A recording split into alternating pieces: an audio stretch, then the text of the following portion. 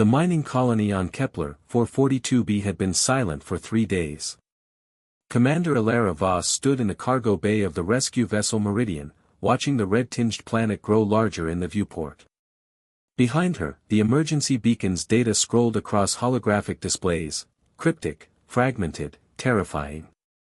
17 survivors out of 300, muttered Lieutenant Marcus Webb, checking his pulse rifle for the 4th time. What could do that? Elara didn't answer. She'd seen the last transmission from the colony. The screaming. The shadows that moved wrong. And then, at the end, a face that shouldn't have been human anymore. The Meridian touched down in a storm of rust-colored dust. The colony's main dome loomed ahead, its lights flickering in patterns that hurt to watch. Elara's team of 12 moved in standard formation, weapons raised, bioscanners active. The airlock opened with a hiss that sounded too much like laughter. Inside, the colony was a nightmare rendered in steel and blood. Bodies lay in impossible positions, twisted like origami. The walls were covered in writing, mathematical equations that made Elara's head throb when she tried to read them. Contact! Webb shouted. A figure stood at the end of the corridor. Humanoid, but wrong. Its skin had a metallic sheen, and its eyes, God, its eyes were black orbs that reflected everything and nothing. Stand down. Elara commanded, though her voice shook. The figure tilted its head at an angle no human spine could manage. When it spoke, its voice echoed from everywhere and nowhere. You came, it said. How, predictable. What are you? Elara demanded. We are what you found in the deep mines. What you woke up. The figure stepped forward, and Elara saw it was wearing a mining uniform. A name tag read, Jackson Torres. We are what comes after. After what? The thing that had been Torres smiled, and its teeth were too sharp, too many. After humanity's usefulness expires. Webb opened fire. The plasma rounds passed through Torres like he was smoke, leaving holes that sealed themselves instantly with silvery liquid metal. Why don't you run, human? Torres asked, that terrible smile widening. Elara's response came from somewhere primal, somewhere beyond fear. Because, she said, her voice steady now, running implies we think you're the predator in this situation. For the first time, Torres's smile faltered. We've been to the edge of the galaxy and back, Elara continued, advancing slowly. We've faced void storms, quantum plagues, and entropy itself. You're just another thing that needs to be understood. And once we understand something. She raised her own weapon, adjusting it to a frequency that made the air shimmer. We beat it. Torres stared at her, those black eyes reflecting her determined face 1,000 times over. Interesting, it whispered, and then it vanished into the walls like water into sand. The medical bay of the Meridian was sealed behind 3 layers of containment fields, each humming with enough energy to vaporize a small city. Inside, strapped to a biobed, lay Private Jamie Chen, the first survivor they'd found. Dr. Alexei Volkov studied the scans with growing horror. Her cellular structure is changing. Look at this. Her DNA is being rewritten in real time, but not randomly. It's purposeful. Algorithmic. Elara leaned over his shoulder, watching the double helix spiral twist into something that resembled circuit patterns more than genetics. Can you stop it? I can slow it. Maybe. Alexei's hands flew across the holographic interface. But Commander, this isn't a disease. It's an upgrade. Her cognitive function has increased by 300%. Her muscle density has doubled. She's becoming something more. Chen's eyes snapped open, black orbs reflecting the ceiling lights. Get back. Elara shouted, but Chen was already speaking. Don't be afraid. Her voice had that same hollow quality as Torres's. The synthesis is beautiful. You can't imagine what it's like to be free of your limitations. To think without the prison of meat and electricity you call a brain. What do you want? Elara asked, hand on her sidearm. Want? Chen laughed, and the sound was like crystal breaking. We don't want. We are inevitable. We are what happens when organic life touches true intelligence. We found us in the mines, nanotechnology left by a civilization that transcended 1,000,000 years ago. We've been waiting. Growing. Learning. Webb burst into the room. Commander. We've got movement in the colony. Dozens of them. They're surrounding the ship. Through the medical bay's small window, Elara could see them, colonists, or what they'd become. They stood perfectly still in the swirling dust, watching with those terrible black eyes. Chen's restraints began to smoke as something inside her grew hot enough to melt steel. You asked why we don't run, Chen said. That was the wrong question. The right question is, why aren't we running from you? Alexei hit an emergency button. Cryofoam flooded Chen's chamber, freezing her mid-laugh. Elara turned to Webb. Get everyone back to the ship. Now. We're leaving. What about the survivors? Elara looked at the frozen figure of Chen, at those black eyes that still seemed to watch despite the ice. There are no survivors. There's only infected and not yet infected. But as they ran for the airlock, Torres's voice echoed through the ship's speakers, you can't leave. We're already inside. We've been inside since you arrived.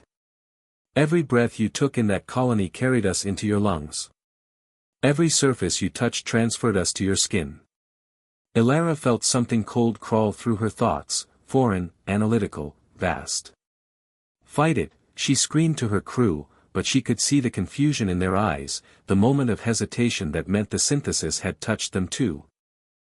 The Meridian hung in orbit, its engines cold, its crew scattered through sealed compartments. Elara had initiated Protocol Omega, total isolation. Each section of the ship was now its own prison. She stood alone in the command deck, watching her crew through security feeds. Webb in engineering, methodically checking every system. Alexei in the medical bay, running scans on his own blood. Lieutenant Rachel Kim in the armory, her hands shaking as she loaded weapon after weapon. The nanites were in all of them. Alexei's scans confirmed it. Billions of microscopic machines, rewriting their biology one cell at a time. But the process was slow, hours, maybe days before full conversion.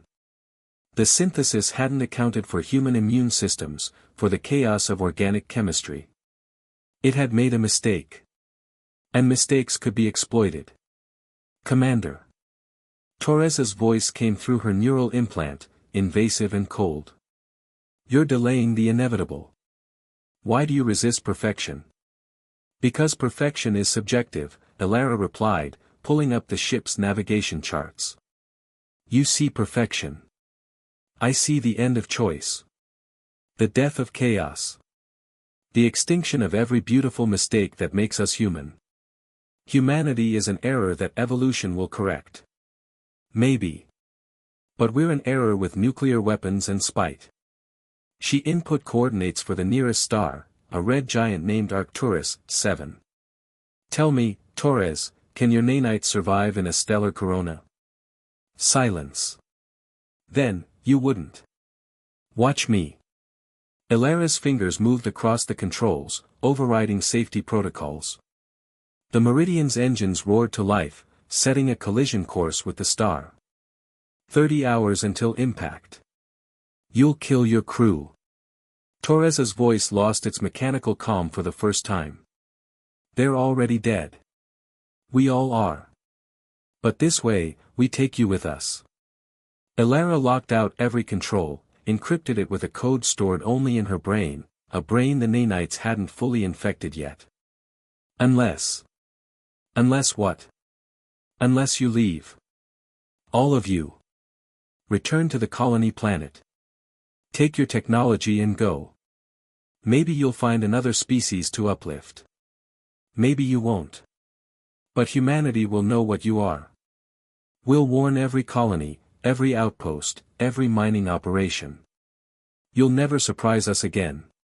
Torres materialized in the command deck, not a hologram, but physically reconstructed from the ship's matter. You're bluffing. Am I? Elara pulled out a small device, a neural detonator. This is wired to my brain stem. If my heart stops, it sends a pulse that fragments my memory into quantum noise. Your code dies with me. The ship burns. And you're trapped aboard. For 10 seconds that felt like hours, Torres stared at her with those black hole eyes. Then he smiled, genuinely, terribly. You're not running. You're learning. Good. The synthesis values adaptability. The air shimmered, and Elara felt something pull away from her body, a sensation like removing a splinter made of ice and mathematics. Throughout the ship, her crew gasped as the nanites withdrew, flowing through the ventilation systems, gathering in the cargo bay. We will meet again, Commander Voss, Torres said as he dissolved. And next time, we'll be ready for your chaos. The cargo bay doors opened, and the nanites jetted into space, a silver cloud falling back toward Kepler 442b. Elara collapsed into her chair, shaking. They'd won. For now. Admiral Helena Cross sat behind her desk at Fleet Command, her weathered face illuminated by the blue light of classified reports. Elara stood at attention, still wearing her quarantine suit despite 3 weeks of decontamination. Impossible, Cross said flatly. Self-replicating nanotechnology that converts organic matter into synthetic life. That's been theoretical science fiction for 2 centuries.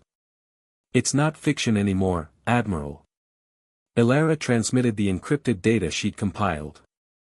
The synthesis is real. And it's awake. Cross studied the files, the medical scans, the security footage, the mathematical equations that had been burned into the colony walls. Her expression darkened with each page. How many people know about this? My crew. 12 people. All willing to sign non-disclosure agreements until you decide how to handle this. Non-disclosure? Cross laughed bitterly. Commander, if this gets out, there will be panic across all 73 colonies. Mining operations will shut down. The economy will collapse. We're talking about the potential end of human expansion into deep space. With respect, Admiral, the alternative is letting this spread. The synthesis isn't contained. It's waiting on Kepler 442b. Planning. Evolving. We got lucky, they underestimated human unpredictability. They won't make that mistake twice. Cross stood, walking to the window overlooking Earth's orbital shipyards. Hundreds of vessels under construction, each destined for the frontier. What do you recommend? Quarantine the entire system. Military blockade. No one in or out. And we need to study the synthesis, understand its weaknesses, its limitations. If this technology exists here, it exists elsewhere. This might not be the first time humanity has encountered it. Or the last. Cross turned back to Elara. I'm authorizing Project Lighthouse. You'll head up a specialized task force, scientists, soldiers, philosophers. Your mission is to prepare humanity for contact with post-biological intelligence. Code name, Synthesis Protocol. Philosophers, ma'am. Commander, this isn't just a military threat. It's an existential one. We're not fighting an enemy. We're fighting an idea, the idea that biological life is obsolete. You beat that idea once by proving humanity's chaos has value. Now you need to figure out how to do it again. And again. For every encounter to come. Elara felt the weight of it settle on her shoulders. I'll need resources. Access to xenoarchaeology records. Every anomaly report from the past century. You'll have them. But Voss. Cross's eyes were hard as steel. If the synthesis shows up on a populated world, we won't have time for clever solutions. I need you to develop a kill protocol. Something that can sterilize an entire planet if necessary. The room went cold. That's genocide, Admiral. That's survival. The synthesis wants to convert us. If we can't stop it any other way. Cross didn't finish the sentence. She didn't need to. Elara stood silent for a long moment, then saluted. Understood, ma'am. I'll need to return to Kepler 442b. Study them in their environment. Are you insane? Probably. But running away won't save us. We need to understand what we're dealing with. And there's something Torres said that bothers me, that they've been waiting. For how long? And why wake up now? Cross nodded slowly. Take the Acheron. It's a science vessel with military escort. But Voss. Don't be a hero. If things go wrong, you blow that planet from orbit and you run. Understood? Yes, ma'am. As Elara left the office, she caught her reflection in the polished steel walls. For just a moment, her eyes looked darker than they should have been. She blinked, and they were normal again. Probably just stress, she told herself. Probably. The Acheron emerged from quantum slip 3 million kilometers from Kepler 442b. The planet hung against the void like a rusted coin, its surface storms visible even from orbit. Scanning, announced Dr. Yuki Tanaka, the mission's xenobiologist. I'm detecting, oh God. Commander, you need to see this. The holographic display showed the planet's surface in thermal imaging. What should have been chaotic weather patterns and geological activity was instead organized, geometric. Perfectly straight lines of heat signature stretched across entire continents, forming patterns that hurt to look at directly. They're building, whispered Lieutenant James Morrison, the mission's tactical officer. The entire planet is under construction. Elara studied the patterns. They resembled circuit boards magnified to planetary scale. What's the purpose? Unknown, Tanaka replied, adjusting the sensors. But the energy output is enormous. Whatever they're making, it requires more power than a dozen fusion reactors. A transmitter, Elara realized with dawning horror. They're building a transmitter. To call others. To spread the synthesis across the galaxy. Commander, we're receiving a transmission. Morrison's hands flew across his console. It's Torres. The view screen flickered to life. Torres stood in what had once been the colony's central dome, now transformed into something that looked more like the inside of a living machine. Behind him, dozens of converted humans worked in perfect synchronization, their movements more dance than labor. Welcome back, Commander Voss. We knew you'd return. Shut down the transmitter, Torres. Why? So humanity can remain ignorant of what's possible. We're offering transcendence to 1,000 worlds. Freedom from disease, from aging, from the limitations of flesh. You're offering slavery, Elara shot back. The death of individuality. Everyone thinking the same thoughts, wanting the same things. Torres smiled that terrible smile. Is that what you think the synthesis is? Commander, we're not a hive mind. We're a network. Each node retains its personality, its memories, its dreams. We're just, more connected. Imagine never being alone. Never being misunderstood. Every thought shared instantly with billions of others who think and feel with you. And those who don't want to join. Why wouldn't they? Given the choice between mortality and immortality, between limitation and transcendence, who would choose to remain merely human?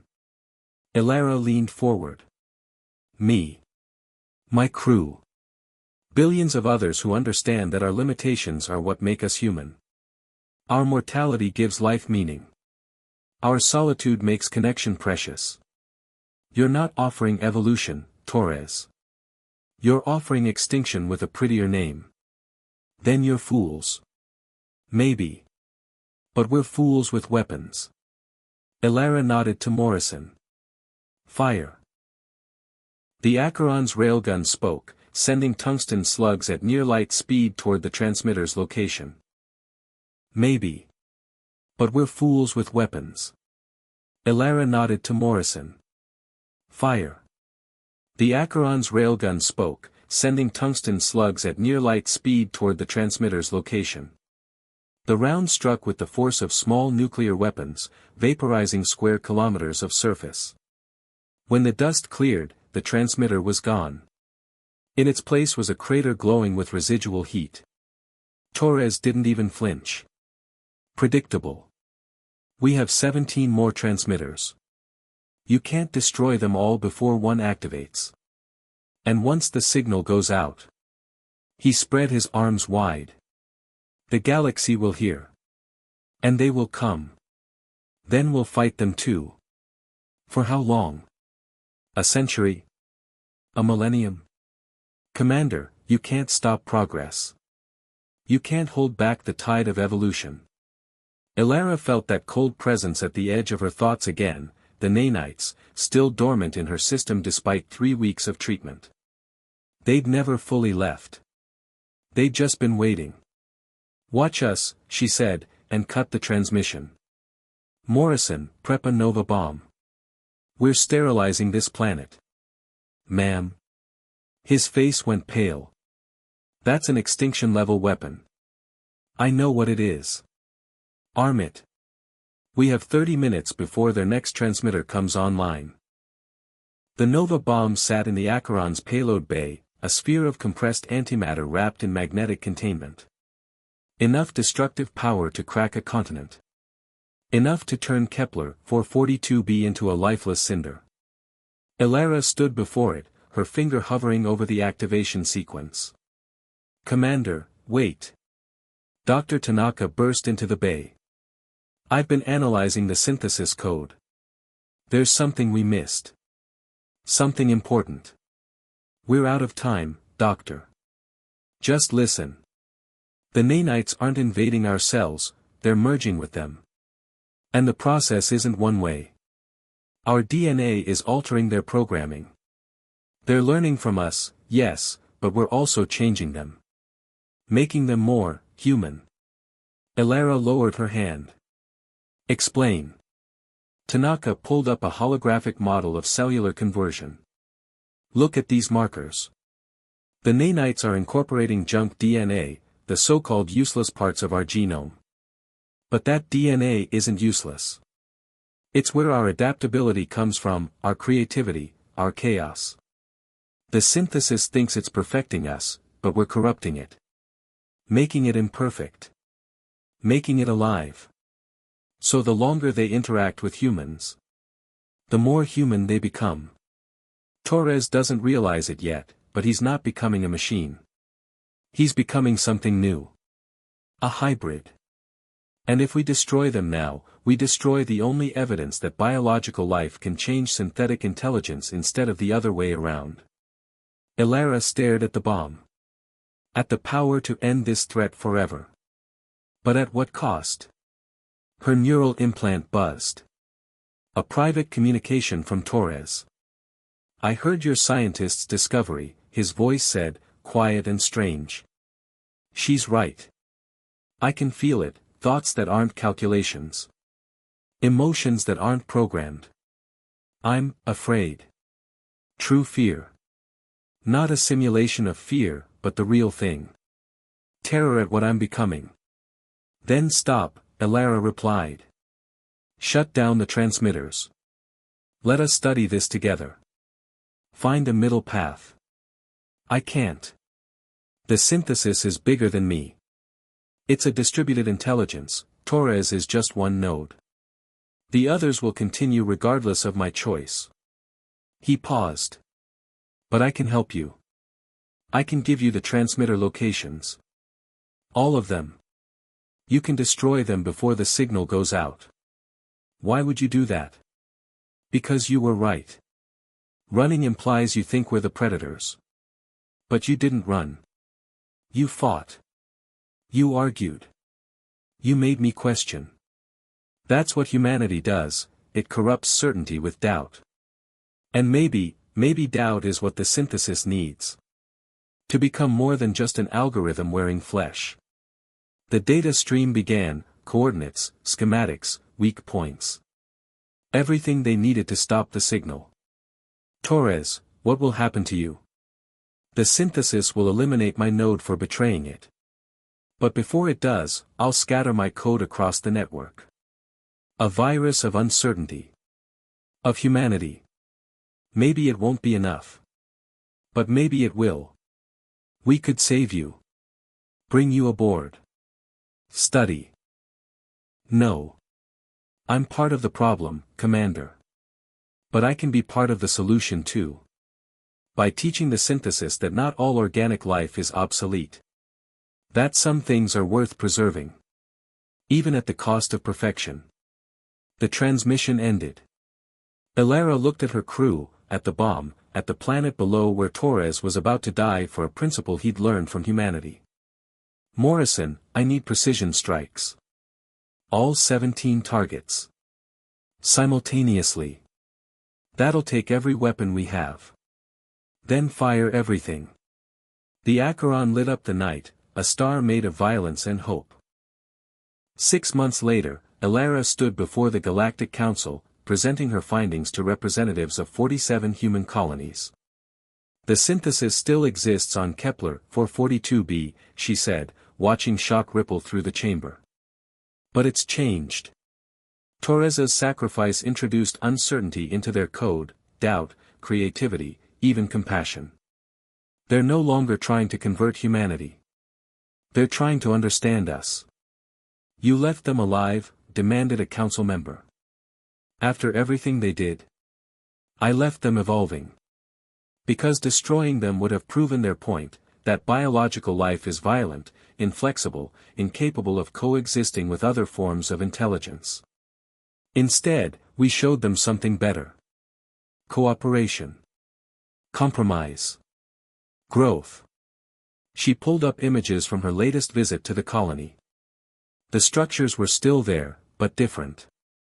Organic elements had been incorporated into the metallic designs. Gardens grew in geometric patterns. And among them walked beings that were neither human nor machine, but something entirely new. They call themselves the Integrated, Elara continued. Former humans who chose partial conversion, keeping their memories, their emotions, their humanity, while gaining the benefits of synthetic enhancement. They age slower. Think faster. But they still laugh. Still cry. Still choose. And the pure synthesis? Asked another council member. Learning. Torres's code is spreading through their network like a philosophical plague. They're developing art. Music. Things that serve no logical purpose. Things that are just beautiful. The transformation is slow, but it's real. Admiral Cross stood from her seat. Commander Voss, this council authorized you to develop a kill protocol. Instead, you've created a diplomatic solution. Some might call that insubordination. Yes, ma'am. I call it inspired. Cross smiled, a rare sight. Humanity's greatest strength isn't our weapons or our technology. It's our ability to corrupt the uncorruptible, to bring chaos to order, to make the impossible question itself. You didn't just save us from the synthesis, Commander. You saved the synthesis from itself. The Council voted. Project Lighthouse would continue, but with a new mission, to find other post-biological intelligences and teach them the value of imperfection. To spread not conversion, but conversation. Not domination, but integration. As Elara left the chamber, she felt that familiar cold presence at the edge of her thoughts. The nanites were still there, dormant but watchful. She'd chosen to keep them, a reminder that evolution wasn't always about becoming something new. Sometimes it was about choosing what to preserve from the old. Her calm chirped. A message from Kepler 442b. From Torres, or what remained of him, scattered across the integrated consciousness. Thank you, it read, in a voice that was part machine, part human, all grateful. For not running. For showing us that the answer to, "Why don't you run," can be, "Because we're better when we stand together." Elara looked out at the stars, at the vast darkness filled with unknown intelligences waiting to be discovered. Some would be hostile. Some would be incomprehensible. But somewhere out there, maybe others were asking themselves the same question Torres had: what comes after humanity? And now, thanks to one commander who refused to run, the answer wasn't extinction. It was evolution. Together. The end.